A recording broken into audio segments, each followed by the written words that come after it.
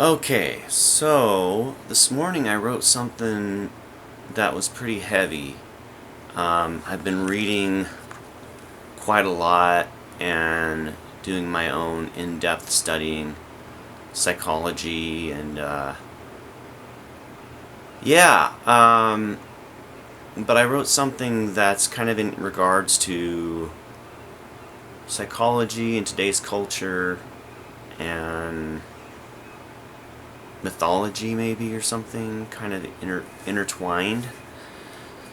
Okay, so here we go. I'm not that solid of a writer. When I write sentences, they're kind of choppy, so when I read it, it makes it kind of choppy to read. So here we go. I called it The Ignorance of Innate Sensitivity and Compassion in Modern Day Culture. Alright, so I'll probably mess this up, and I'm just going to keep going. Bear with me. There is a war for power of sensation gripping the mind of mortal man. He is trapped in the worship of the sex goddess and warrior soul, in a never-ending game of conflict and pride. A real identity crisis. When projected through human form into the so-called normal society, the actors involved seem to represent a symbol, a concrete form of influence, while the audience can't wait to be the first in line to pay their offerings, however that may be. They may even become possessed. There is considerable loss in the loving side of the creature and real value of personal compassion for one another. Sincere imagination plays a crucial role in any real definition and progress of the sensitive heart. This sensitivity is not weak by any means. Its strength is unconditional and must be an action in motive encompassing all instead of the image of I. The influence of projection seems to be a brutal reality, and the image of a hero and messiah figure are permeating the seductive pride culture where worship is not always of an illusionary God and Jesus figure, but of a human who now has reached the entertainment messiah level. Again, one may become possessed and even kill and die for their entertained messiah figure. Always, the war starts between the human mind and the collective unconscious of humanity. So yeah, I know that's pretty in-depth, probably easier to read than listen to me read it.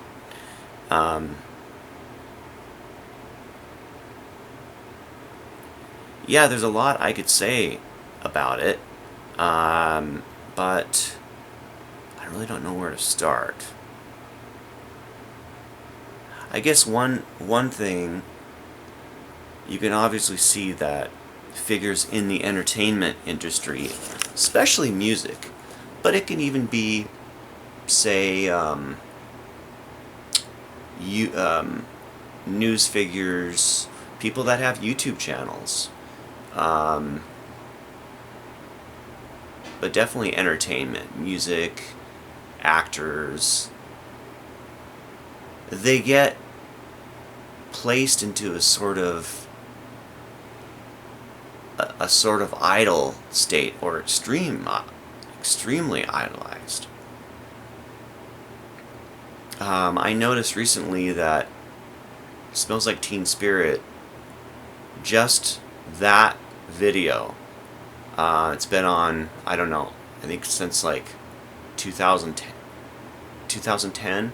It's got 980 million views, just that YouTube video.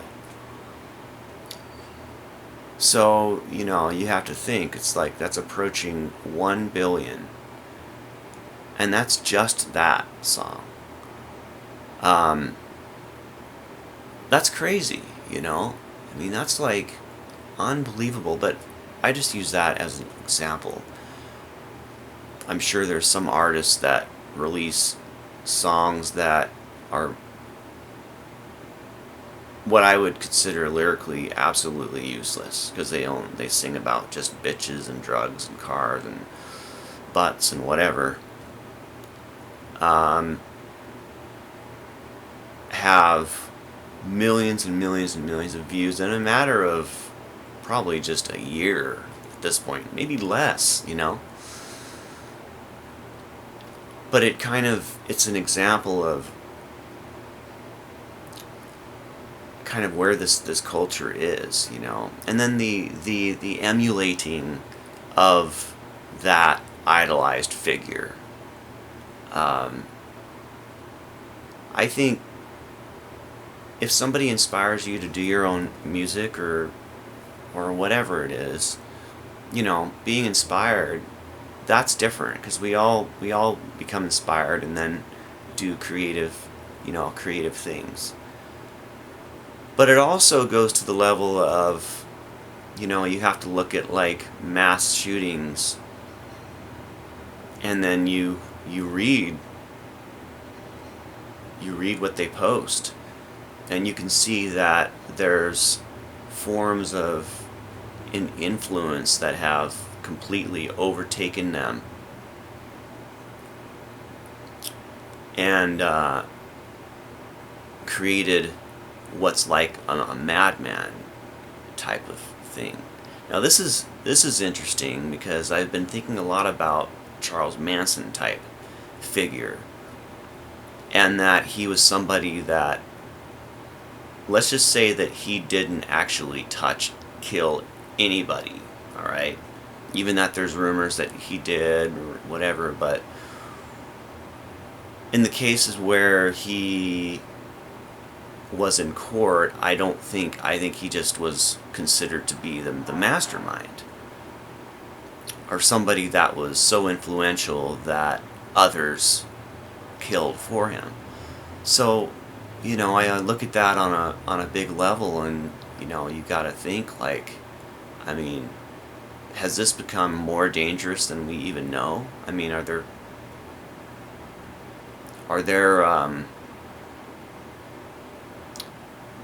people, ideologists, I guess you call them, that have YouTube channels that are powerfully influential, that in a sense can do kind of the same thing that Manson did,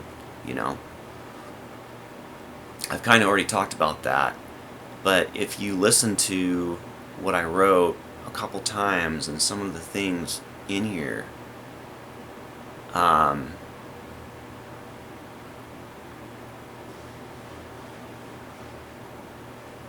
it really is,